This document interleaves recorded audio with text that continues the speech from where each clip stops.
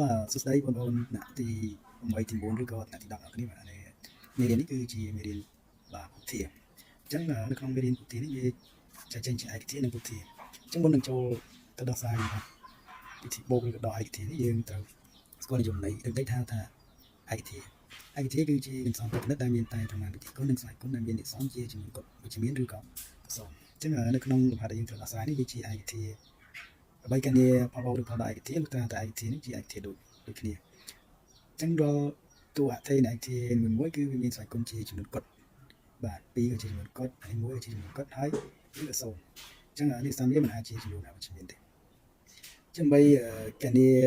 បូកឬផលដកឯកធាតុដូចនេះគេគ្រាន់តែក្តោបឬក៏ផ្ដុំតែលេខមេគុណនិងលេខមេគុណនៃតួនីមួយៗតែប៉ុណ្ណោះហើយ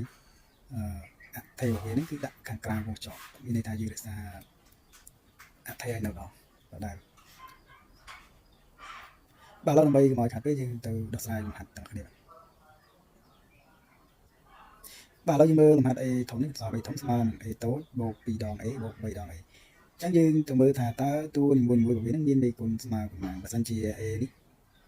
អត់មានដាក់មេគុណមានន័យថាមេគុណវាស្មើ1តែបើសិនជា line នេះដក A មានន័យថាមេគុណវាគឺដក1បាទបើអត់មានសញ្ញាដកមានន័យថាគឺបូក1អញ្ចឹង A នេះយើងអាចសេបាន1គុណនឹង A ហើយ 2A នេះយើងអាចសេបាន2គុណនឹង A ហើយ 3A នេះយើងសេបាន3គុណ A អញ្ចឹងយើងក៏លេខឃើញថាតួនីមួយៗគឺមានមេគុណវាអញ្ចឹងយើងក្តោបមេគុណនៃតួនីមួយៗដាក់ក្នុងវងចប់មកហើយ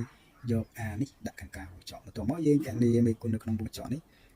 ឃើញប្រមាណយកលទ្ធផលរបស់វានឹងគុណនឹង A អញ្ចឹង1បូក2បូក3នេះគឺស្មើនឹង6បូកគុណនឹង A ទៅគឺស្មើនឹង 6A បាទអញ្ចឹងដូចនេះ A ធំរបស់យើងគឺស្មើនឹង 6A តមកជាអក្សរផលបូកនៃឯកធាតុដូចគ្នាចាឯកធាតុដូចគ្នានេះអត្ថេវាមានដឺក្រេអត្ថេ A នឹងគ្នាវាមានដឺក្រេស្មើគ្នានឹងបានជាឯកធាតុឥ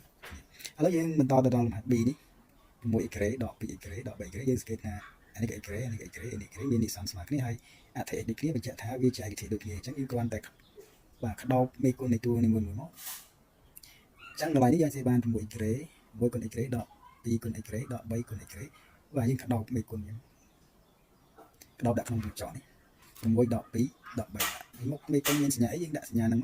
ក្តោបវាក្នុងវងចប់ឲ្យគុណអត្ថេអ៊ីក្រេទៅមួយបាទអញ្ចឹង6ដក2ស្មើ4 4ដក3ស្មើ1គុណយក1គុណនឹងអ៊ីក្រេបាន1អ៊ីក្រេអញ្ចឹងមេគុណ1យើងមិនបាច់ដាក់បានគឺស្មើនឹងអ៊ីក្រេបាទដែលយើងគឺស្មើនឹងអ៊ីក្រេបាទអញ្ចឹងនៅសល់លំហាត់4ទៀតដែលបងប្អូនអាចយកវាទៅរៀនធ្វើបានតាមបំណងនៃដែលគ្រូបានដោះស្រាយបាទអញ្ចឹងគ្រប់តួមួយរបស់លំហាត់របស់យើងសង្កេតមើលទៅតើវាមានអត្ថេដូចគ្នាអត់ដូចគ្នាយើងបូកតាមមេគុណហើយយកលទ្ធផលគុណអត្ថេទៅឃើញចំណុចបាទសូមអរគុណ